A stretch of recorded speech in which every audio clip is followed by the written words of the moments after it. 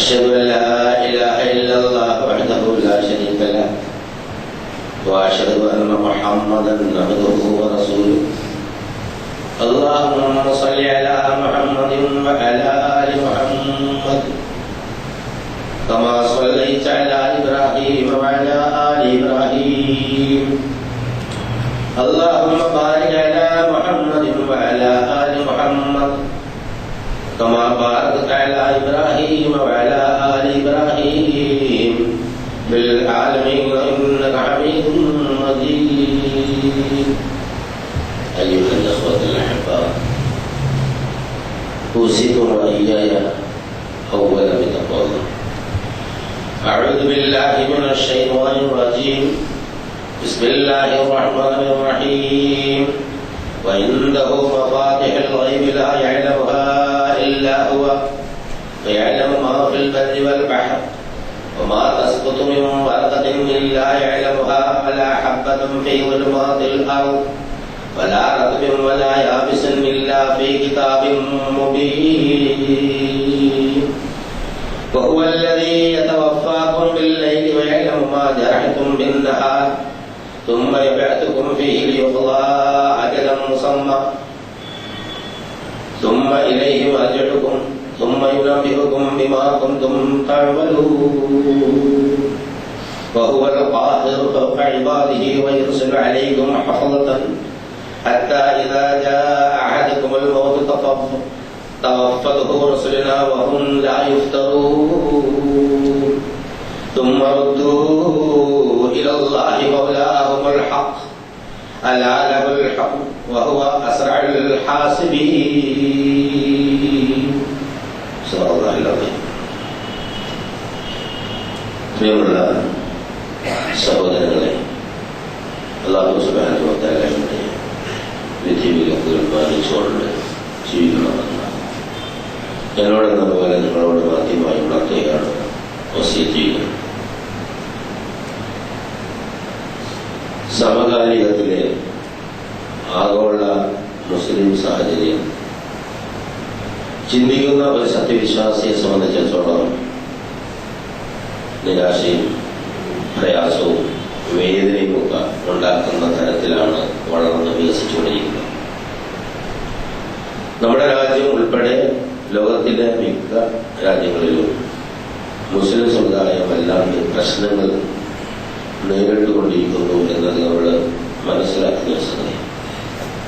പ്രത്യേകിച്ച് അറബ് പശ്ചിമേഷ്യൻ രാഷ്ട്രങ്ങളിൽ ഇപ്പോൾ പുതുതായി ഉണ്ടായിക്കൊണ്ടിരിക്കുന്ന സംഭവവികാസങ്ങൾ ഒരു വലിയ കുഴപ്പത്തിലേക്ക് വരെ എടുത്ത് എറിയാൻ സാധ്യതയുള്ള സംഭവവികാസങ്ങളാണ് അവിടെ ഉണ്ടായിട്ടുള്ളത്. അവിടെ നമുക്കറിയാം, അറബ് രാജ്യങ്ങളുടെ ഭരണം കൈകാര്യം ചെയ്യുന്നത് ഷെയ്ഖുമാരും അതുപോലെ പരമ്പരാഗത കുടുംബക്കാരും ഒക്കെയാണ്. നമ്മുടെ നാട്ടിലെ പോലെ ജനാധിപത്യ സംവിധാനങ്ങളല്ല അവിടെയുള്ളത്, രാജഭരണം. എന്തെങ്കിലും അവിടെ ജനാധിപത്യം ഈ രീതിയിൽ ഉണ്ടായിട്ടുണ്ടോ എന്ന് ചോദിച്ചാൽ ഇല്ലാതെ വരും. രാജഭരണം ആദരിച്ച് വളരെ മോശമാണ് എന്നൊന്നും അഭിപ്രായം പറയുന്നത് അത്ര ശരിയില്ല. കാരണം നല്ല രാജാക്കന്മാരും പണ്ട് കാലത്ത് ഭരിച്ചു പോയിട്ടുണ്ട്. അപ്പോൾ അവിടുത്തെ ഉള്ള ഒരു സ്ഥിതി പുതിയ ലോകത്തിലെ പല ഭാഗങ്ങളിലും മനുഷ്യനെ സംബന്ധിച്ചിടത്തോളം വളർച്ചയും വികാസം ഉണ്ടാകുമ്പോൾ എല്ലാവർക്കും തുല്യാവകാശവും അഭിപ്രായ സ്വാതന്ത്ര്യമൊക്കെ വേണം എന്നുള്ള നിലയ്ക്ക് ജനാധിപത്യ പ്രക്രിയയിലേക്ക് ആളുകളെ കൊണ്ടുവരുന്നതിനുള്ള പ്രക്ഷോഭങ്ങളും സമരങ്ങളും ഒക്കെ നടക്കാറുണ്ട്. ലോകത്ത് പലയിടത്തും നടന്നിട്ടുണ്ട്, തീഷ്ണമായ സമരങ്ങളിലൂടെ നേടിയെടുത്ത സ്വാതന്ത്ര്യത്തിലാണ് ജീവിക്കുന്നത്. അപ്പൊ അത്തരം ഒരു സമീപനം അറബ് ലോകത്ത് മുമ്പ് നടന്ന് നമുക്കറിയാം. അറബ് വസന്തം എന്നൊക്കെ പറയും. അതിന്റെ ഉള്ളിലെ ഒരുപാട് സംഗതികളുണ്ട്. അതിന്റെ വിശദാംശങ്ങളിലേക്ക് പോകാൻ ഉദ്ദേശിക്കുന്നില്ല. എന്തായാലും ഇപ്പോ 2011 ജനാധിപത്യ പ്രക്രിയയ്ക്ക് വേണ്ടിയുള്ള സംരംഭങ്ങളിൽ പങ്കാളിയായി എന്ന് ആരോപിക്കപ്പെട്ട 47 ആളുകളെ നിമ്ര ബാക്കർ നിമ്ര എന്ന് പറഞ്ഞ ഒരു ഷിയ പണ്ഡിതൻ സൗദിയിലുള്ള പണ്ഡിതനുൾപ്പെടെ 47 ആളുകളെ വധശിക്ഷയ്ക്ക് വിധേയരായി. അത് ഷിയാക്കൾ നമുക്കറിയാവുന്നതാണ്. ഇറാൻ ഒരു ഷിയ രാഷ്ട്രമാണ്. അതോടനുബന്ധിച്ച് ഇറാൻ തുടങ്ങി ദേശം പിടിച്ച് ഇറാനിലെ ആളുകളുടെ സൗദിയെ പ്രസിദ്ധീകരിച്ചു. പിന്നുണ്ടായത് ഇറാനുമായിട്ടുള്ള നയതന്ത്ര ബന്ധം വിച്ഛേദിക്കുന്നു, എല്ലാ വ്യാപാര ഇടപാടുകൾ വെക്കുന്നു. രണ്ടും മുസ്ലിം രാജ്യങ്ങളാണ്. സൗദിയെ പിന്തുണച്ചുകൊണ്ട് കുവൈത്തും ഖത്തറും UAE-യും സുഡാനും ജിബൂത്തിയും അങ്ങനെയുള്ള പല രാജ്യങ്ങളും രംഗത്ത് വന്നുകൊണ്ട് ഇന്നും സംഭവമുണ്ട്. ഇന്നലെ യമനിലെ ഇറാൻ എംബസിയെ സൗദിയുടെ പട്ടാളക്കാർ ആക്രമിച്ചു ഇറാന്റെ ഒരു ആരോപണമുണ്ട്. കലുഷിതമായ ഒരു സാഹചര്യം പശ്ചിമേഷ്യയിൽ ഉണ്ടായിക്കൊണ്ടിരിക്കുന്നു. പശ്ചിമേഷ്യയിൽ ഉണ്ടാകാനിടയുള്ള ഒരുപാട് ഫിത്നകളെ കുറിച്ച്, ഒരുപാട് രക്തച്ചൊരിച്ചിലുകളെ കുറിച്ച് നൂറുകണക്കിന് ഹദീസുകൾ റസൂലുള്ളാഹി സ്വല്ലല്ലാഹു അലൈഹി വസല്ലം റിപ്പോർട്ട് ചെയ്യപ്പെട്ടിട്ടുണ്ട്. ആധുനിക പെട്രോൾ ഡോളറിന്റെ സമ്പന്നതയിൽ ഇസ്ലാമും മുസ്ലിമും കാര്യങ്ങളൊക്കെ പറയുമെങ്കിലും അള്ളാഹുവിന്റെ ദീനിൽ നിന്ന് അകന്നു പോയിക്കൊണ്ടിരിക്കുന്ന ഒരു ജനസമൂഹമാണ് മൊത്തത്തിലുള്ളത് എന്ന് മനസ്സിലാക്കാൻ സാധിക്കും. സ്വാഭാവികമായിട്ടും അവിടെ ഉണ്ടാകുന്ന എല്ലാ ചലനങ്ങളും പണ്ടത്തെ പോലെയല്ല, നമ്മളെ ബാധിക്കുന്നുള്ളതാണ്. നമ്മളിന്ന് ഈ കാണുന്ന പ്രത്യേകിച്ച് കേരളത്തിൽ ഉൾപ്പെടെയുള്ള മുസ്ലിം സമുദായത്തിന്റെ വികാസ പുരോഗതിക്ക് സഹായകമായ പണം അവിടെ നിന്നാണ് ഒഴുകിയെത്തിയതെന്ന് എല്ലാവർക്കും അറിയാം. നിഷേധിച്ചാലും ഒരു സത്യം തന്നെയാണ്. ഗൾഫ് പെട്രോൾ ഡോളർ ഇൻഫ്ലുവൻസ് കൊണ്ടാണ് നമ്മുടെ ഒരുപാട് സ്ഥാപനങ്ങളും ആളുകളും ഒക്കെ വളർന്നു വരുന്നത്. വിദ്യാഭ്യാസ മേഖലയിലും ആരോഗ്യ മേഖലയിലും അതുപോലെ തന്നെ തൊഴിൽ മേഖലയിലും ഒക്കെ നമുക്ക് ഒരുപാട് മുന്നോട്ട് പോകാൻ കഴിഞ്ഞത് ജാതി ഭേദ വർഗ വർണ്ണ വ്യത്യാസമില്ലേ കേരളത്തിലെ ആളുകൾക്ക്, ഇന്ത്യയിലെ ആളുകൾക്ക്, ലോകത്തിലെ പല ഭാഗത്തുള്ള ആളുകൾക്ക് ജീവിത സൗകര്യം വർദ്ധിപ്പിക്കാൻ സാധിച്ചത് അവിടെയുള്ള ഈ പെട്രോൾ ഡോളറിന്റെ സമ്പന്നതയിൽ നിന്നായിരുന്നു. പെട്രോളും അതുമായി ബന്ധപ്പെട്ട സംഗതികൾ കൂടുതൽ കാലം നിലനിൽക്കില്ല എന്നുള്ളത് വേറെ വാസ്തവമാണ്. ശാസ്ത്രീയമായി അതിന് വേറെ ചില വശങ്ങളുണ്ട്. കാരണം പണ്ടി പെട്രോളിന്റെ സ്ഥാനത്ത് കൽക്കരി കുറെ കൊമ്പന്മാര് കുറെ വലിയ മുതലാളിമാരാണ് ഈ കൽക്കരി കൈകാര്യം ചെയ്തത്. എല്ലാം കൽക്കരിയെ ബേസായിരുന്നു. രാഷ്ട്രീയവും അതായിരുന്നു, സാമൂഹികവും സാമ്പത്തികവും എല്ലാം കൽക്കരി ബേസ്ഡായിരുന്നു.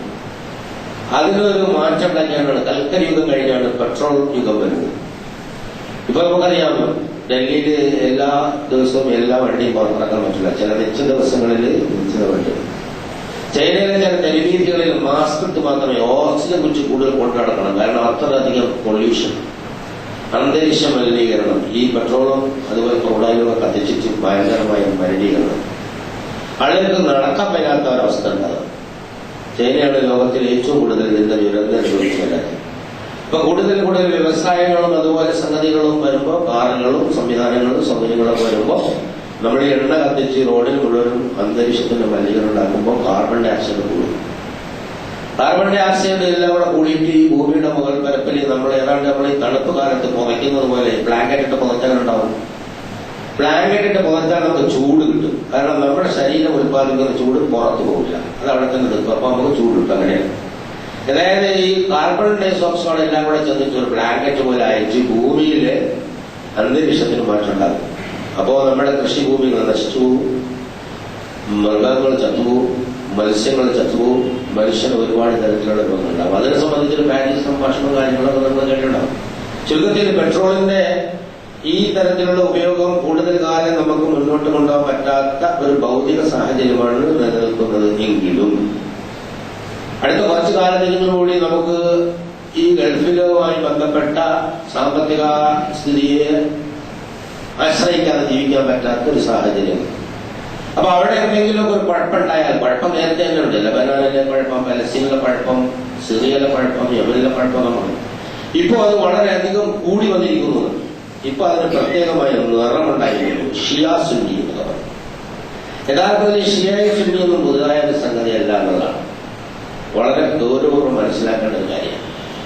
റസൂലുള്ളാഹി സ്വല്ലല്ലാഹു അലൈഹി വസല്ലം ശേഷം ഖുലഫാ റാഷിദീങ്ങൾ വന്നപ്പോൾ ഭരണം തുടർച്ച അലി റളിയല്ലാഹു അൻഹുവിന് കിട്ടേണ്ടതാണ് എന്ന് വിചാരിക്കുകയും ചിന്തിക്കുകയും ചെയ്ത ആളുകൾ അതിനെ സംബന്ധിച്ച് പഠിക്കുകയും വാദമുന്നയിക്കുകയും ഒക്കെ ചെയ്തിട്ട് ഉണ്ടാക്കിയ ഒരു വിഭാഗത്തിലാണ് ഷിഅത്ത് അലി എന്ന് പറഞ്ഞത്.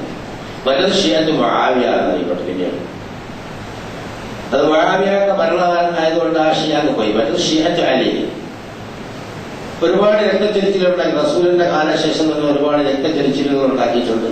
പക്ഷെ എങ്കിലും പലപ്പോഴും ഒരു ഒത്തൊരുമപ്പ് യോജിപ്പൊക്കെ സത്യവിശ്വാസത്തിന്റെ പേരിൽ മുൻഗാമികൾ നടത്തിയിരുന്നത് കൊണ്ട് അറബ് ലോകത്ത് ഷിയാക്കളും സുന്നികളും മാറി മാറി ഭരിച്ചിട്ടുണ്ട്. ഈജിപ്തിൽ ഒരുപാട് കാലം ഫാത്തിമികൾ ഭരിച്ചിരുന്നു. അതുപോലെ ലോകത്ത് ഇന്നും സുന്നികൾ എന്ന് പറയുന്ന ആളുകൾ ഭരിക്കുന്ന പരസ്പരം ഷിയാക്കൾ ഭരിച്ചിട്ടുണ്ട്. ഷിയാക്കൾ ഭരിക്കുന്ന പലർക്കും സുന്നികൾ ഭരിച്ചിട്ടുണ്ട്. അവർ തമ്മിൽ സഹവർത്തിത്വം ഉണ്ടായിരുന്നു, വിവാഹ ബന്ധങ്ങൾ ഉണ്ടായിരുന്നു, അതുപോലെ കുടുംബജീവിതം നയിച്ചിരുന്നു. അതൊക്കെ കാലാന്തരങ്ങളിലായി നടന്നുപോയിരുന്നതാണ്. ഇടക്കിടക്ക് ചില സംഘടന ഉണ്ടാകും. ഇന്ത്യയിലും പോലെ ഉണ്ടാക്കും, നോർത്ത് ഇന്ത്യയിൽ, നമ്മൾ കേരളത്തിലും ഉണ്ടാക്കില്ല.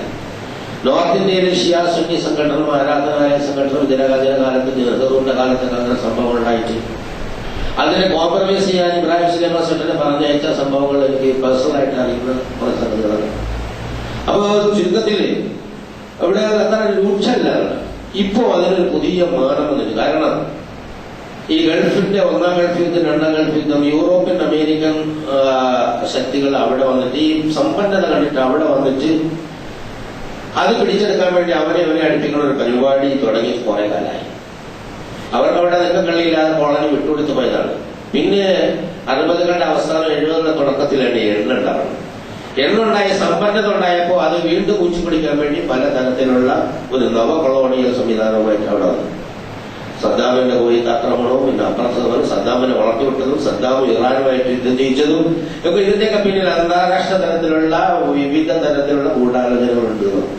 ചുരുക്കത്തിൽ അറബ് മുസ്ലിം നാടുകൾ സ്വന്തം കാര്യം നിൽക്കാനോ അല്ലെങ്കിൽ അവരുടെ സമ്പത്ത് അവർക്ക് ഉപയോഗിച്ചുകൊണ്ട് അന്തസ്സോടെ അവരുടെ ആദർശം പ്രചരിപ്പിക്കാനോ അനുവദിക്കാത്ത ഒരു പ്രത്യേക സാഹചര്യം ഉണ്ടാക്കുക, ആകെപ്പാടെ കൺഫ്യൂഷൻ ഉണ്ടാക്കുക, കുഴപ്പമുണ്ടാക്കുക. ഇതായിരുന്നു. അതിപ്പോ ആ കാര്യത്തിൽ അവർ വിജയിച്ചിരിക്കുകയാണ്. സത്യവിശ്വാസികളായ ആൾക്കാരോ അവര് ഈ ഭൗതിക ജീവിതത്തിന്റെ ആർഭാടാലങ്കാരങ്ങൾ കണ്ട് ഒരുപാട് വികസനവും മറ്റുമൊക്കെ കണ്ടുകൊണ്ട് പഠിച്ചോണ്ട് നീങ്ങുന്ന ഒരുപാട് അകന്നു പോയി. ഇത് വളരെ ഗൗരവമായ സംഗതി. ആരും ഇവിടെ ഒരു വിവേകത്തിന്റെ വേർപെട്ട ശബ്ദമില്ലാത്ത തരത്തിൽ എല്ലാവരും വിഭാഗീയതയുടെ ശബ്ദത്തിലാണ് സംസാരിക്കുന്നത്. എല്ലാവരും പക്ഷം ചേരുകയാണ്. കുറെ ആളുകൾ ഇറാന്റെ പക്ഷം ചേരും, കുറെ ആളുകൾ സൗദിയുടെ പക്ഷം ചേരും. യഥാർത്ഥത്തിൽ പൂർണ്ണമായും ആർക്കും ആരോടും പക്ഷം ചേരാൻ പറ്റാത്ത ഒരു സാഹചര്യമാണ് ഒരു യഥാർത്ഥ വിശ്വാസം സംബന്ധിച്ചിടത്തോളം കാര്യങ്ങൾ അനലൈസ് ചെയ്താൽ നമുക്ക് മനസ്സിലാക്കാൻ സാധിക്കും. കാരണം അർത്ഥസത്യങ്ങളാണ്. അവിടെ സുന്നികൾ ഭരിക്കുന്ന, സലഫികൾ ഭരിക്കുന്ന സൗദിയിൽ അവരുടെ എതിരഭിപ്രായമുള്ള ആളുകളെ അവരടിച്ചു പുറത്തുന്നു, ജയിലിലടയ്ക്കുന്നു, തൂക്കിക്കൊല്ലുന്നു, അല്ലെങ്കിൽ വെട്ടിക്കൊല്ലുന്നു ഒക്കെ ചെയ്യും. ഇതേപോലെ തന്നെ അപ്പൊ ഇറാനിലെ മകനെ ഷിയാക്കള് ഭൂരിപക്ഷ സ്ഥലത്ത് അവർ സുന്നികളെ മകനെയാക്കി. സിറിയയിൽ നടന്നുകൊണ്ടിരിക്കുന്ന ഒരു സംഗതി വളരെ കുറഞ്ഞ ഒരു 10% വരുന്ന ഷിയ ആളുകൾക്ക് 90% വരുന്ന സുന്നികളെ ഭരിക്കുന്നു. ബഷാർ അൽ അസദ്, ഹാഫിദ് അസദിന്റെ മകനാണ്. ബഷാർ അൽ അസദ് വളരെ കിരാതമായ ഒരു ഭരണം അവിടെ കാഴ്ചവെച്ചിട്ട് ആളുകളെ കൊന്ന് കശാപ്പ് ചെയ്യുന്നു. അതിനെ പിടിച്ചു നിർത്താൻ ഇറാനും ഹിസ്ബുള്ളയും ഒക്കെ എല്ലാവിധ സൗകര്യവും റഷ്യയുടെ സഹായത്തോടെ ചെയ്തുകൊണ്ടിരിക്കും. ഇവിടെ സൗദിയും മറ്റു കാരണങ്ങളിലൊക്കെ എതിരായിരുന്നു. ഇമാം ഖുമൈനിയുടെ ഒരു കാലത്ത് ഒരു ഫോർമുല ഉണ്ടായിരുന്നു. സുന്നികളെയും ഷിയാക്കളെയും കൂടെ യോജിപ്പിച്ചുകൊണ്ട് ലെബനോണിലെ ഹിസ്ബുള്ളയെ ആ നിലയ്ക്ക് വളർത്തിയെടുക്കുന്നു. ആ നയമൊക്കെ അവർ ഉപേക്ഷിച്ച് പച്ചയിൽ ആളുകളെ കൊല്ലുന്നതിനെ സപ്പോർട്ട് ചെയ്യുന്നത്. അപ്പൊ രണ്ട് ഭാഗക്കാരും അവരവർക്ക് തോന്നിയതുപോലെ മനുഷ്യന്മാരെ കൊല്ലുന്നോടെയും ഇവിടെ ദേശീയതയും വർഗീയതയും വിഭാഗീയതയും അതുപോലെ തന്നെ ഭാഷാ വ്യത്യാസമാണ്. മാനുഷികത നഷ്ടപ്പെട്ടു പോയിരിക്കുന്നു, ആദർശം ഇല്ലാതായി പോയിരിക്കുന്നു. പണത്തിന്റെയും അതുപോലെ തന്നെ ഭൗതിക പ്രതാപത്തിന്റെയും പിന്നാലെ പോയിട്ട് ആകപ്പാടെ കുഴപ്പമുണ്ടാകുന്ന ഒരു സാഹചര്യം അവിടെ ഉണ്ടായിക്കൊണ്ടിരിക്കുന്നു എന്ന് വായിച്ചെടുക്കാൻ നമുക്ക് അവിടുത്തെ ഓരോ സംഭവവികാസങ്ങളും മനസ്സിലാക്കിയാൽ നമുക്ക് സാധിക്കുന്നതാണ്. ഇത് വളരെ ഗൗരവമുള്ള ഒരു വിഷയമാണ്. കാരണം നമുക്കറിയാത്ത ഒരുപാട് സമയങ്ങൾ റസൂലുള്ളാഹി സ്വല്ലല്ലാഹു അലൈഹി വസല്ലമ പശ്ചിമേഷ്യയിലുണ്ടാകുന്ന ഫിത്നയെ കുറിച്ച് പറഞ്ഞ പല ഹദീസുകളെ വെച്ച് നോക്കുമ്പോൾ ഇത് അങ്ങോട്ടേക്കുള്ള ഒരു പോക്കാണ് എന്ന് തോന്നുന്ന രീതിയിലാണ്. ഒരു വലിയ യുദ്ധം ഉണ്ടായിരുന്നില്ല. ഒരാഗോള യുദ്ധത്തിന് വരെ സാധ്യതയുള്ള തരത്തിലാണ് കാര്യങ്ങൾ ഉരുണ്ടുകൂടിയത്. എല്ലാവരും പക്ഷം ചേരുകയാണ്. കാരണം പണമുണ്ട് അവിടെ.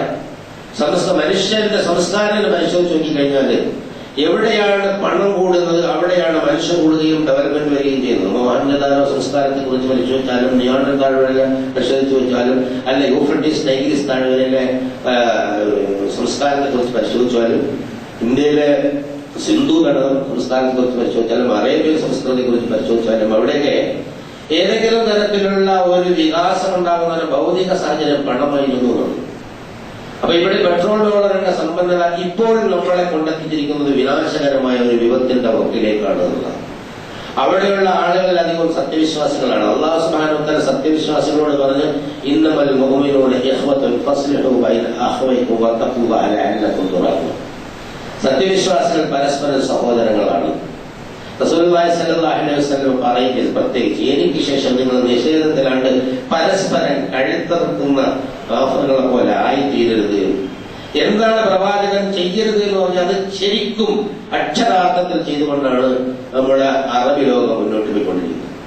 എനിക്ക് ശേഷം നിങ്ങൾ പരസ്പരം കഴുത്തറുക്കുന്ന കുഫറിന്റെ ആളുകളായി മാറരുത്. അതിനാണ് ഇതൊക്കെ റസൂൽ പഠിപ്പിച്ചത് നമ്മളോട്. അത് റസൂലുള്ളാഹി സ്വല്ലല്ലാഹു അലൈഹി വസല്ലം വഫാത്തായി അന്നേ ദിവസം തന്നെ അധികാര വടംവലി നമുക്കറിയാൻ പറ്റുന്നതാണ്. അത് അബൂബക്കർ ഉമറുടെയൊക്കെ ശക്തമായ നേതൃത്വത്തിൽ പട്ടല്ലാതായി.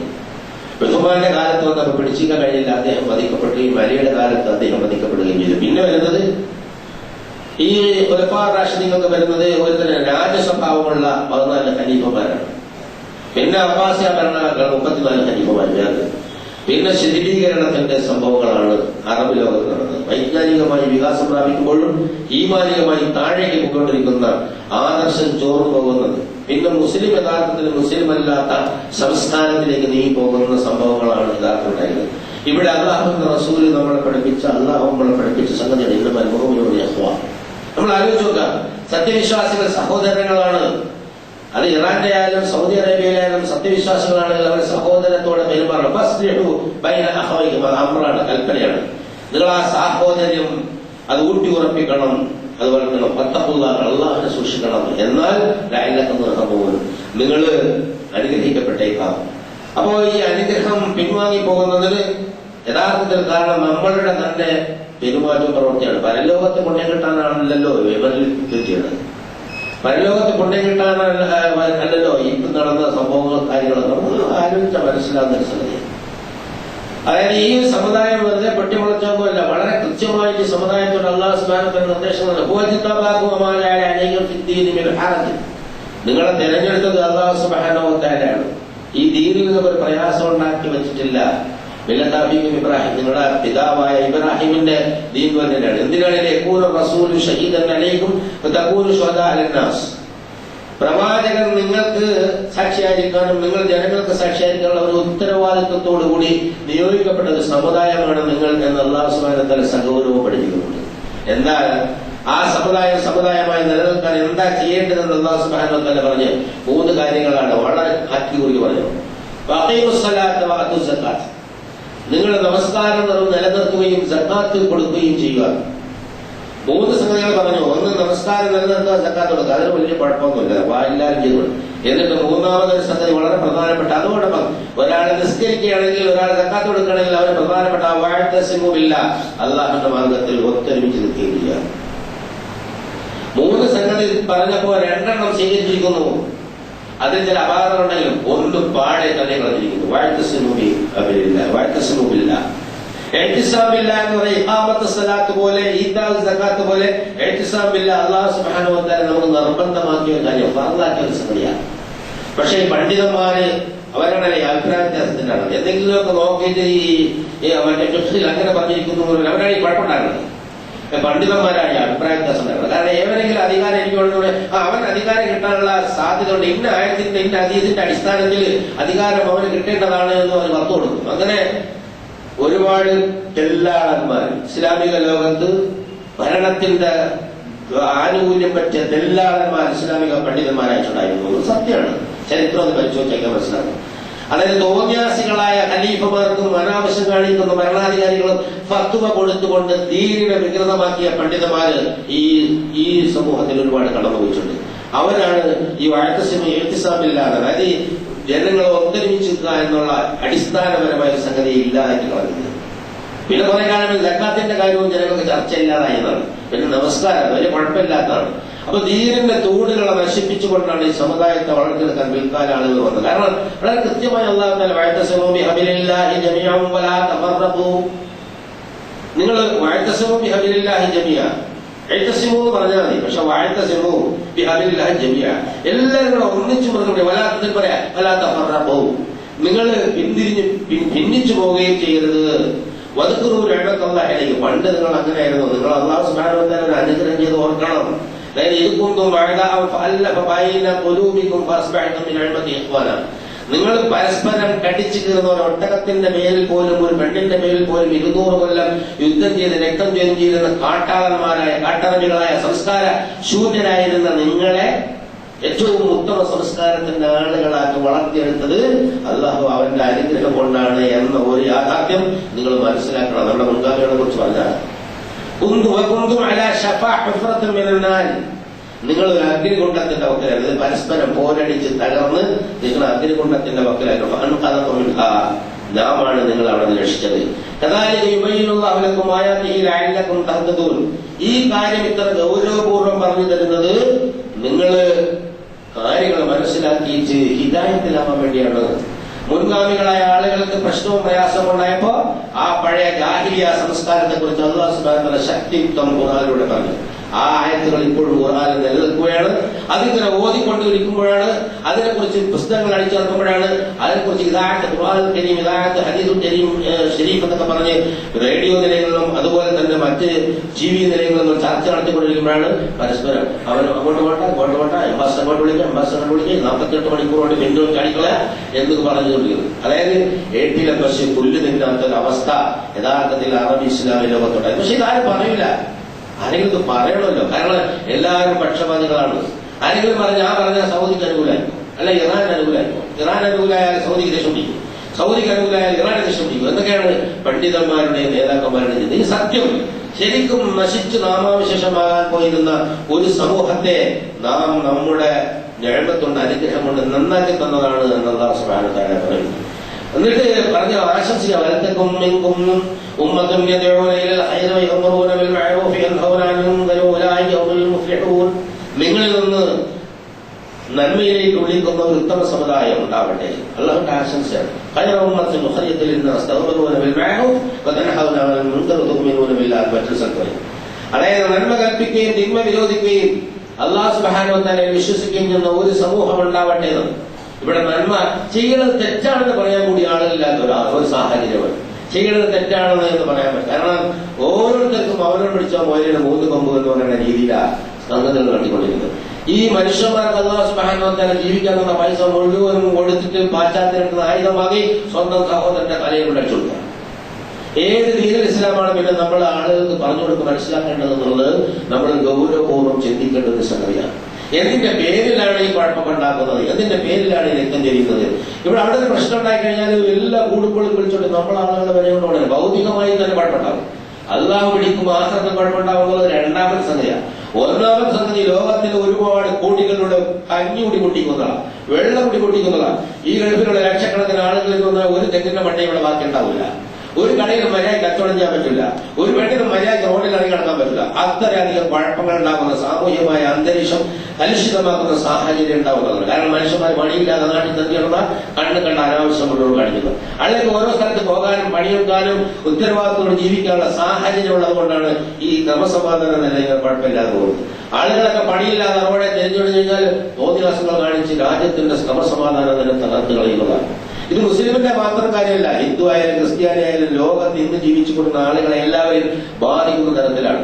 യഥാർത്ഥത്തിൽ ഇങ്ങനെ കുഴപ്പക്കാരായ ആളുകളെ നന്നാക്കി തന്നിട്ട് നിങ്ങൾ യോജിച്ച് നിൽക്കുക, നന്മയിലേക്ക് വിളിക്കുകയും തിന്മയെ നിരോധിക്കുകയും ചെയ്യുന്ന ഒരു സമൂഹം നിങ്ങൾക്ക് ഉണ്ടാകട്ടെ. എന്നിട്ട് പറയാ വലാ തകൂനൂ കല്ലദീന തഫറഖൂ വഖ്തലഫൂ മിൻ ബഅദി മാ ജാഅഹുൽ ബയ്യിനാത്ത് വഉലൈക ലഹും അദാബുൻ നദീർ. അതായത് കാര്യങ്ങൾ വ്യക്തമായി കിട്ടിയതിനു ശേഷവും ഓരോ അഭിപ്രായ വ്യത്യാസം പറഞ്ഞ് കുഴപ്പമുണ്ടായി കുഴപ്പമുണ്ടാക്കി തങ്ങളിലടിച്ച് പിരുന്ന ഒരു കൂട്ടരുണ്ടോ, അവരെ പോലെ നിങ്ങൾ ആകരുതേ. തൊട്ടടുത്ത് പറയാം ബനീ ഇസ്രായേൽ സമൂഹത്തെ കുറിച്ച് പറഞ്ഞാൽ, നാം ഈ ഭൂമിയിൽ മനുഷ്യന്മാരെ വളർത്തി വലുതാക്കി കൊണ്ടുവരുന്നു, എന്നിട്ട് അവർക്ക് സൗകര്യവും സംവിധാനം ചെയ്തു കൊടുക്കുന്നു, എന്നിട്ട് അവർക്ക് മാർഗദർശനം നൽകുന്നു, കാര്യങ്ങൾ വ്യക്തമായി പഠിപ്പിച്ച ശേഷവും ഓരോ ചില്ലറ അഭിപ്രായ വ്യത്യാസം പറഞ്ഞുകൊണ്ട് ഭൂമിയിൽ കുഴപ്പമുണ്ടാക്കി തകർന്നു പോയ ഒരു സമൂഹമുണ്ട്. വല്ലാത്ത തഫറഖു, അതായത് വല്ലാത്ത തകൂനു കല്ലദീ തഫറഖു വഖ്തലഫു, പിരിയുകയും പിന്നെ അഭിപ്രായ വ്യത്യാസം ഉണ്ടാക്കുകയും ചെയ്ത അത്തരം ആളുകൾക്ക് ഉലൈക ലഹും അദാബുൻ അലീം, അവർക്ക് വേദനാജനകമായ ശിക്ഷയുണ്ട് എന്ന് അല്ലാഹു സുബ്ഹാനഹു വ തആല പറയുന്നു. ഇത് അല്ലാഹു സുബ്ഹാനഹു വ തആല യോജിപ്പിച്ചാൽ യോജിപ്പിക്കൂ. അതായത് നമ്മള് ഒരു ദിവസം രാത്രിയിൽ ഇറാന്റെ നേതാക്കന്മാരും മകൾ തന്നെ സൗദിയിലെ നേതാക്കന്മാരും വിളിച്ചെന്ന് ചായ പിടിച്ചിട്ട് പിരിഞ്ഞാല് അത് അവിടെ യോജിപ്പൊന്നും ഉണ്ടാവില്ല എന്ന് പഠിച്ചവൻ കൃത്യമായി പറഞ്ഞിരിക്കുന്നത്. അതായത് അല്ലാഹു റസൂലിനോട് പറയാണ്, അതായത് ഈ ഭൂമിയിലുള്ളത് മുഴുവൻ നീ ചെലവഴിച്ചാലും അവരുടെ ഹൃദയങ്ങളെ യോജിപ്പിച്ചുണ്ടാക്കാൻ നിനക്ക് സാധ്യമല്ല മുഹമ്മദ്. അല്ലാഹുവിന്റെ റസൂലിനോട് പറയാം, ഈ ഭൂമിയിലുള്ള മുഴുവൻ സമ്പാദ്യവും നീ വിനിയോഗിച്ചാലും, അതായത്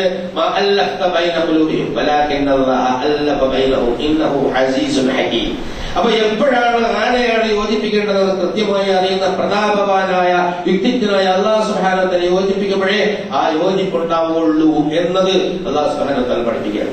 അപ്പൊ അല്ലാഹു സുബ്ഹാനഹു വ തആല യോജിപ്പിക്കണമെങ്കിൽ എന്ത് ചെയ്യണം എന്നതിനെ സംബന്ധിച്ച് അല്ലാഹു സുബ്ഹാനഹു വ തആല പറയും, ഈ ജീവിതത്തെ കുറിച്ചുള്ള നമ്മുടെ ഈ സമകാലിക മനുഷ്യരുടെ ചിന്താഗതി മാറണം. ഈ പ്രപഞ്ചം ഒരു ഇങ്ങോട്ടേക്ക് പോട്ടെ എന്നുള്ള ലക്ഷ്യമില്ലാതെ സൃഷ്ടിച്ചു വിട്ടുകയല്ല, എല്ലാത്തിനും അതിന്റേതായ കൃത്യമായ കണക്കുണ്ട്.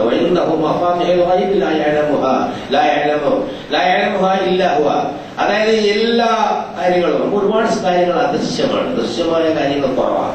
നമ്മുടെ ജീവൻ അദൃശ്യമാണ്, നമ്മുടെ മനസ്സ് അദൃശ്യമാണ്, നമ്മുടെ ആത്മാവ് അദൃശ്യമാണ്. നമുക്ക് പിന്നെ തടി മാത്രമേ കാണാൻ പറ്റുള്ളൂ. തടിയുടെ ഉള്ളിലേക്ക് പോയി കഴിഞ്ഞാൽ അതിന്റെ അറ്റോമിക് കോൺസ്ട്രക്ഷൻ നോക്കി കഴിഞ്ഞാൽ അതും നമുക്ക് അദൃശ്യമാണ്. കണ്ടിരിക്കുന്ന ഈ സാധനം ഉണ്ടല്ലോ, അത് ഊക്ഷിച്ചു നോക്കിയാൽ നമുക്ക് കാണാൻ പറ്റാത്ത അദൃശ്യത്തിലാണ് യഥാർത്ഥത്തിൽ കൊണ്ട്. നാളെ എന്ത് സംഭവിക്കും എന്നതിനെ കുറിച്ച് അദൃശ്യമാണ്. ഓരോ സംഗതികളും അദൃശ്യമാണ്. ആ അദൃശ്യത്തിന്റെ താക്കോൽ ഖജനാവുകൾ അല്ലാഹുവിന്റെ കയ്യിലാണ്. അവനാണ് കാര്യങ്ങൾ അറിയുന്നത്.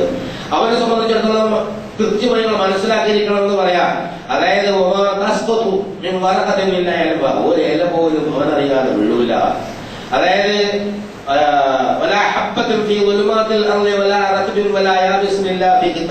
ഉണക്കോ പച്ചയോ ആയ ഏതെങ്കിലും ഒരു സംഗതി ഉണ്ടല്ലോ, അത് ഭൂമിയുടെ അന്ധകാരത്തിനുള്ളിലുള്ളത് അവനറിയാതെ വ്യക്തമായ ഒരു ഗ്രന്ഥത്തിൽ രേഖപ്പെടുത്താത്തതായില്ല. എന്ന് വെച്ചാൽ എല്ലാ സംഗതികളും അല്ലാഹു സുബ്ഹാനഹു വ തആല അറിയുന്നു.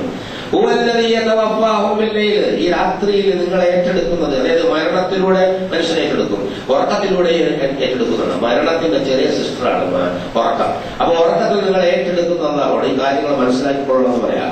എന്നിട്ട് ഒരു നിശ്ചിത കാലം ജീവിക്കാൻ വേണ്ടി പിന്നെ നിങ്ങൾ അല്ലാഹു സുബ്ഹാനഹു വ തആല വിടുകയാണ്. എന്നിട്ട്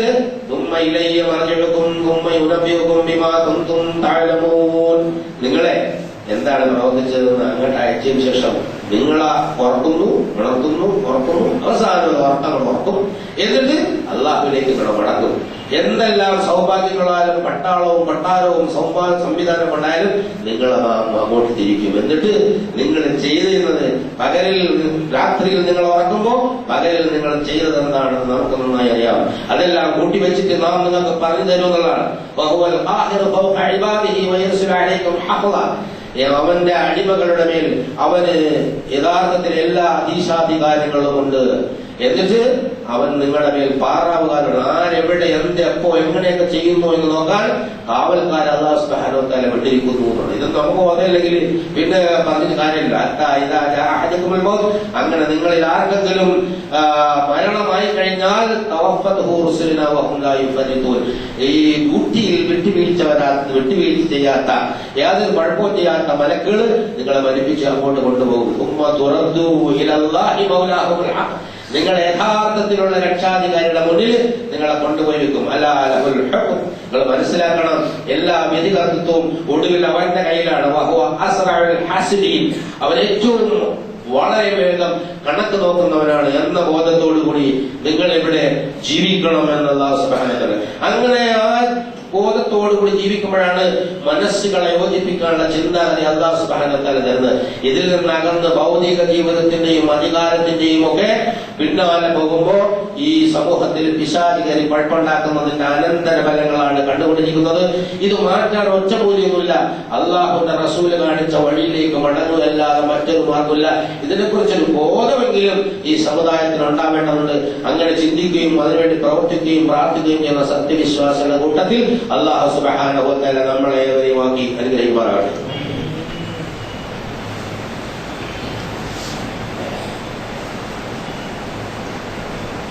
അൽഹംദുലില്ലാഹ് അൽഹംദുലില്ലാഹി ഹംദൻ കസീറൻ തയ്യിബൻ മുബാറകൻ യൻബഗി ലിജലാലി വജ്ഹിഹി വഅലി സുൽത്താനിഹി സുബ്ഹാനക ലാ ഇലാഹ ഇല്ലാ കമാ സനൈത നഫ്സക ലകൽ ഹംദു ഹത്താ അല്ലാഹ്. اللهم صل على محمد وعلى آل محمد كما صليت على إبراهيم وعلى آل إبراهيم في العالمين إنك حميد مجيد. أيها الإخوة الأحباء وسيدنا يا آل الأطول ഒരിക്കൽക്കൂടി അല്ലാഹു സുബ്ഹാനഹു വ തആലയുടെ വിധികളെ അനുസരിച്ചുകൊണ്ടിരിക്കുന്നു. എന്നോടെന്ന പോലെ നിങ്ങളോട് പ്രാർത്ഥിക്കണം, ശരിയാണ്. ചിന്തിക്കുന്നവരെ സംബന്ധിച്ചിടത്തോളം വളരെ ഗൗരവമുള്ള ഒരു കാര്യമാണ്. ചിന്തിക്കാത്തവർ എന്തുകൊണ്ടാലും കുഴപ്പമില്ല. ഇത് ഈ ഒരു അവയർനെസ്, ഈ ഒരു അവബോധം ജനങ്ങളിൽ ഉണ്ടാകുമ്പോഴാണ് യഥാർത്ഥത്തിൽ നാട്ടിൽ മാറ്റം ഉണ്ടാകുന്നത്. കൃത്യമായും അല്ലാഹുവിനെ അഭയം പ്രാപിച്ചുകൊള്ളാണ്. എന്നിട്ട് വീണ്ടും വീണ്ടും അതിന്റെ തുടർച്ച ആയത്തുകളിൽ പറയാം.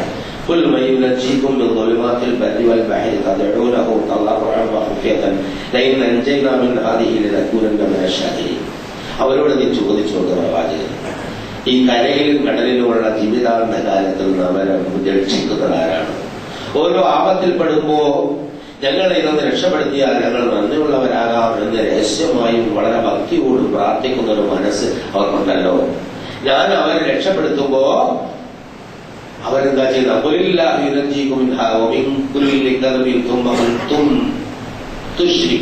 അത് തന്നെ മറുപടി പറയാം. നീ പറഞ്ഞു കൊടുക്കുക, എല്ലാ തരത്തിലുള്ള വേവലാതിയിൽ നിന്നും ബേജാറിൽ നിന്നും ആപത്തിൽ നിന്നും പ്രയാസത്തിൽ നിന്നും അന്തർചിത്രതയിൽ നിന്നും കുഴപ്പത്തിൽ നിന്നും ഒക്കെ രക്ഷിക്കുന്നത് നാം തന്നെയാണ്. പക്ഷെ രക്ഷിച്ചു കൊണ്ടുവന്നിട്ട് നിങ്ങൾക്ക് ജീവിതത്തിൽ ഒരു ആശ്വാസവും സമാധാനം ഉണ്ടാകുമ്പോ നിങ്ങൾ ഉടനെ ശിർക്കുകയാണ്. ഭയങ്കര വാർത്തകളാണ്. ശിർക്കുകയാണ് എന്ന് പറഞ്ഞാൽ വേറെ രക്ഷിതാക്കളെ അന്വേഷിച്ചു വേണം. പണം നമ്മുടെ രക്ഷിതാവാണ്, അധികാരം നമ്മുടെ രക്ഷിതാവാണ്, പ്രതാപം നമ്മുടെ രക്ഷിതാവാണ്. ഒരുപാട് തരത്തിലുള്ള രക്ഷകരെ അന്വേഷിച്ചു പോകുന്നു. അല്ലാഹുവിന്റെ ആദർശം, അല്ലാഹുവിന്റെ നിർദ്ദേശം ലംഘിച്ചുകൊണ്ട് ജീവിത വിജയത്തിന് വേണ്ടി വേറെ ഏത് വഴിയിൽ പോയാലും അതൊക്കെ എതിർപ്പെടുന്നതാണ്.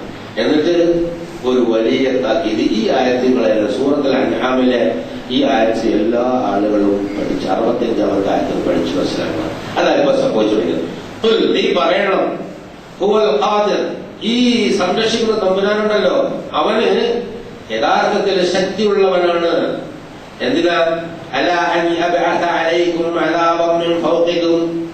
നിങ്ങളുടെ മുകളിലൂടെ, നിങ്ങളുടെ മുകളിൽ നിന്ന് നിങ്ങൾക്ക് ശിക്ഷ അങ്ങനെ ചൊരിഞ്ഞു തരാൻ അവൻ ശക്തനാണ്. അവൻ തഹത്തി അർജുനിക്കും, അല്ലെങ്കിൽ നിങ്ങളുടെ കാലിന്റെ അടിയിൽ നിന്ന് ശിക്ഷ ഇറക്കും. ആകാശത്തിൽ നിന്ന് പൊള്ളി വീണിറക്കാം, ആകാശത്തിൽ നിന്ന് മഴ ജനിക്കാം, ഭൂമിക്കടിയിൽ നിന്ന് ഭൂകമ്പുണ്ടാക്കാം, അതുപോലെ പലതും അല്ലാഹു സുബ്ഹാനഹു വ തആല ഉണ്ടാക്കാം. അതൊക്കെ നാച്ചുറലായിട്ട് നമ്മൾ കാണുന്നതാണ്. പിന്നെ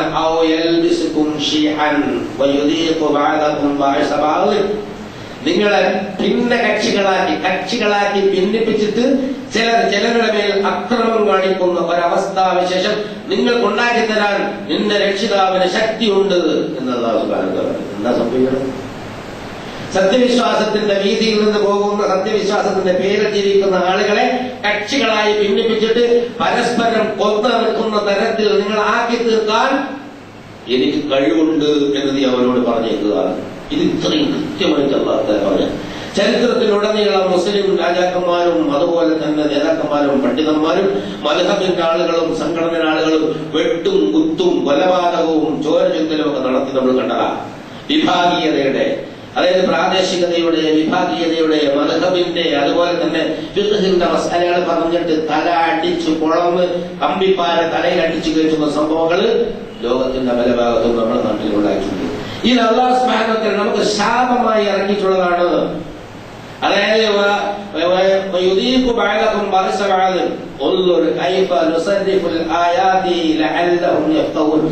പറയാ, നീ നോക്ക് എങ്ങനെയാണ് നാം നമ്മുടെ ദൃഷ്ടാന്തങ്ങൾ നമ്മൾ മനുഷ്യനെ വിവരിച്ചു കൊടുക്കുന്നത് നീ കാണുന്നില്ലേ?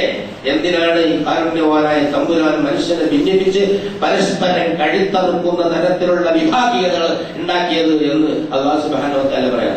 ഇതിനെ നിഷേധിക്കുന്നത് ഇതൊരു യാഥാർത്ഥ്യമായിട്ടും നിന്റെ ജനത ഇതിനെ നിഷേധിച്ചിരുന്നു.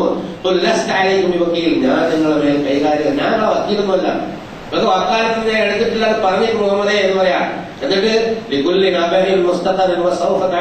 എല്ലാ വൃത്താന്തവും പുലരാനുള്ള ഒരു സമയമുണ്ട്. അപ്പൊ അത് പുലരുകയും ചെയ്യും. അല്ലാഹു സുബ്ഹാനഹു വ തആലയുടെ ഒരു നയമാണ്. അതായത് മനുഷ്യൻ അല്ലാഹുവിനെ ധിക്കരിച്ചുകൊണ്ട് ജീവിച്ചിട്ട് മരിച്ചുപോയാൽ അവനെ എന്നെന്നും നരകത്തിലേക്ക് എടുത്തെറിയാൻ അല്ലാഹു സുബ്ഹാനഹു വ തആലയുടെ തീരുമാനമാണ്, കൽപ്പനയാണ്. അതുകൊണ്ട് ആ വൻപിച്ച ആപത്തിലേക്ക് പോകാതിരിക്കാൻ വേണ്ടി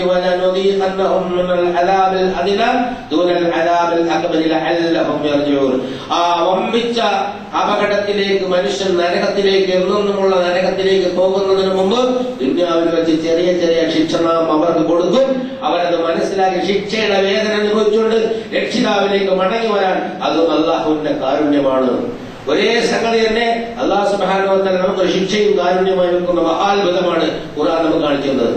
അതായത് ഷിയായും സുന്നിയും അതും ഇതും ഒക്കെ ആയിട്ട് അടിച്ച് തലമുളക്കുമ്പോ ബോധമുള്ളവർ ചിന്തിക്കണം, നിങ്ങളിലുള്ള ഈ അഭിപ്രായ വ്യത്യാസങ്ങളും കുഴപ്പങ്ങളും അല്ലാഹുവിന്റെ തീരുമാനപ്രകാരം വരുന്നതാണ്. എന്തിനാ? നിങ്ങൾ നിങ്ങൾ ഇങ്ങനെ തകർന്നിട്ട് നരകത്തിലേക്ക് ചെന്ന് പോകാതിരിക്കാൻ നിങ്ങൾ ചിന്തിക്കാനും ആലോചിക്കാനും അനാവശ്യങ്ങൾ ഒഴിവാക്കി രക്ഷിതാവിലേക്ക് മടങ്ങാനും അവർ മടങ്ങിയേക്കാമെന്ന് അല്ലാഹു സുബ്ഹാനഹു വ തആല. അതായത് സത്യവിശ്വാസത്തിന്റെ വീതിയിലേക്ക് മടങ്ങി ആദ്യകാല സഹാബാക്കളെ പോലെ ഈ ദീനിന്റെ ഉത്തമമായ സ്വഭാവം പ്രായോഗിക ജീവിതത്തിൽ പകർത്തിക്കൊണ്ട് ദുനിയാവിലും ആഖിറത്തിലും മനുഷ്യന് സമാധാനം ഉണ്ടാക്കാനുള്ള ഒരു ജീവിതം നയിക്കാൻ ബുദ്ധി കൊണ്ട് ആലോചിച്ച് പ്രവർത്തിക്കുവാൻ വേണ്ടിയുള്ള ഒരു സൗകര്യത്തിന് വേണ്ടിയാണ്, ഒരു താക്കീതാണ്. കുട്ടികളെ അടിക്കില്ലേ? അതുപോലെ തന്നെയാണ്. അടിച്ചാൽ നല്ല ഉപദേശിച്ചാൽ കേൾക്കാത്ത കുട്ടികളെ അടിക്കാറുണ്ടല്ലോ. അതുപോലെ ഒരു ശിക്ഷ ദുനിയാവിൽ അല്ലാഹു സുബ്ഹാനഹു വ തആല ഈ വിഭാഗീയതയുടെ ഒരു ശിക്ഷ ഏർപ്പെടുത്തുകയാണ്. നമ്മുടെ നാട്ടിലെ സംഘടനയുടെ പ്രശ്നവും തന്നെയാണ് ആഗോള അടിസ്ഥാനത്തിലെ സംഘടനയുടെ പ്രശ്നം. അതിന്റെ പണ്ഡിതന്മാരും നേതാക്കന്മാരും മനസ്സിലാക്കി ഗൗരവപൂർവ്വം പ്രവർത്തിച്ചില്ലെങ്കിൽ എല്ലാത്തിനെയും പിടിച്ച് നരകത്തിലേക്ക് കൊണ്ടിടും എന്ന് അല്ലാഹു സുബ്ഹാനഹു വ തആല പറയാം. ഞാൻ മുസ്ലിമാണെന്ന് പ്രഖ്യാപനം നടത്തുകൊണ്ട് നരകത്തിൽ രക്ഷപ്പെടുമെന്നും ഒരു സ്ഥലത്തും പറഞ്ഞിട്ടില്ല. പിടിച്ച് അവിടെ കൊണ്ട് ഇടുക തന്നെ ചെയ്യും എന്നുള്ളതിൽ യാതൊരു സംശയമില്ല. അതുകൊണ്ട് പ്രഖ്യാപനം കൊണ്ട് കാര്യമല്ല. ആ പ്രഖ്യാപനത്തിന്റെ പൊരുൾ ഈ ജീവിതത്തിൽ വന്ന് സമാധാനം ഉണ്ടായെങ്കിലേ യഥാർത്ഥത്തിൽ ഈ ദീനായി വരുള്ളൂ. അത് ശാന്തിയുള്ള സമാധാനമുള്ള ജീവിതം. ദുനിയാവിലും ശാന്തി, ആഖിറത്തിലും ശാന്തി. അങ്ങനെ ശാന്തിയുള്ള ഒരു ജീവിതവുമാണ്, ഒരു ദീനാണ് അല്ലാഹു സുബ്ഹാനഹു വ തആല പഠിപ്പിച്ച് തന്നിട്ടുള്ളത്, നമ്മൾ ഏറ്റെടുത്തിട്ടുള്ളത്. പക്ഷേ നമ്മൾ ഇന്ന് പൊള്ളയായ ദീനിന്റെ പ്രഖ്യാപനങ്ങൾ മാത്രമായി നടക്കുന്നത്. അതുകൊണ്ട് ഈ വക സംഭവങ്ങൾ സംഭവിച്ചുകൊണ്ടിരിക്കുന്നു. അല്ലാഹു സുബ്ഹാനഹു വ തആല നമ്മളെ കാത്ത് രക്ഷിക്കുമാറാകട്ടെ. സത്യമായ ദീനിലേക്ക് മടങ്ങിപ്പോയി അതിന്റെ ഉത്തമമായ ആ ആനന്ദം അനുഭവിച്ച് ദുനിയാവും ആഖിറവും വിജയിക്കുന്ന ഒരു ജീവിതം ജീവിച്ചു തീർക്കാൻ കാരുണ്യവാനായ തമ്പുരാൻ നമുക്ക് തൗഫീഖ് നൽകി അനുഗ്രഹിക്കുമാറാകട്ടെ. ഇന്നല്ലാഹ മലായികതുഹു യുസല്ലൂന അലൻ നബി യാ അയ്യുഹല്ലദീന ആമനൂ സല്ലു അലൈഹി വസല്ലിമു തസ്ലീമാ. അല്ലാഹുമ്മ സ്വല്ലി അലാ മുഹമ്മദിൻ വഅലാ ആലി മുഹമ്മദ് കമാ സ്വല്ലൈത അലാ ഇബ്രാഹീമ വഅലാ ആലി ഇബ്രാഹീമ ഫിൽ ആലമീന ഇന്നക ഹമീദും മജീദ്. അല്ലാഹുമ്മ അർഹംന അബൂബക്കർ വഉമർ വഉസ്മാൻ വഅലി ഹംസത വൽ അബ്ബാസ് വൽ ഹസൻ വൽ ഹുസൈൻ വബഖിയത്തി അസ്ഹാബി റസൂലില്ലാഹി അജ്മഈൻ. കാരുണ്യവാനായ തമ്പുരാനെ, ഞങ്ങളുടെ എല്ലാ വൻപാപങ്ങളും ചെറുപാപങ്ങളും നീ പുറത്തു മാപ്പാക്കി തരണേ തമ്പുരാനെ. ഞങ്ങളുടെ മാതാപിതാക്കന്മാർ, സഹോദരങ്ങൾ, ഭാര്യ സന്താനങ്ങൾ, സുഹൃത്തുക്കൾ, നട്ടാർ, മുഴുവൻ സത്യവിശ്വാസികളും ഉസ്താദുമാർ എല്ലാ ആളുകളും നീ പുറത്തു മാപ്പാക്കി തരണേ തമ്പുരാനെ. ഞങ്ങൾക്ക് മുന്നേ നിന്നിലെത്തിയ ആൾക്കാരുടെ കബറിടങ്ങളെ സ്വർഗ്ഗ പൂങ്കാവനങ്ങളുള്ള പൂങ്കാവനങ്ങളാക്കി മാറ്റിക്കൊടുക്കണേ തമ്പുരാനെ. ഈ ദീൻ യഥാവിധം മനസ്സിലാക്കാനും അത് ജീവിതത്തിൽ പകർത്താനും മറ്റുള്ളവർക്ക് എത്തിക്കാനുള്ള തൗഫീഖ് നീ ഞങ്ങൾക്ക് നൽകി അനുഗ്രഹിക്കണേ തമ്പുരാനെ. ഞങ്ങളുടെ സാമ്പത്തികമായ പ്രയാസങ്ങൾ മാറ്റിത്തരണേ തമ്പുരാനെ. ഞങ്ങളുടെ രോഗങ്ങളെല്ലാം നീ ശിഫയാക്കി തരണേ തമ്പുരാനെ. റഹ്മാനായ തമ്പുരാനെ, ഞങ്ങളിലുള്ള രോഗികളുടെ രോഗങ്ങളെല്ലാം നീ ശിഫയാക്കി കൊടുക്കണേ തമ്പുരാനെ.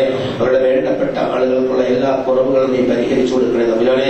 അന്തസ്സോടെ ദീൻ കൊണ്ട് നടക്കാനും അത് മനസ്സിലാക്കാനും മറ്റുള്ളവർക്ക് എത്തിച്ചു കൊടുക്കാനുള്ള തൗഫീഖ് നീ നൽകി അനുഗ്രഹിക്കണേ തമ്പുരാനെ. ഈ പ്രാർത്ഥന സ്വീകരിച്ച് ഉത്തരം തരണേ തമ്പുരാനെ. തട്ടിക്കളയാതെ പ്രാർത്ഥന സ്വീകരിച്ച് ഉത്തരം നൽകി അനുഗ്രഹിക്കണേ നാഥ.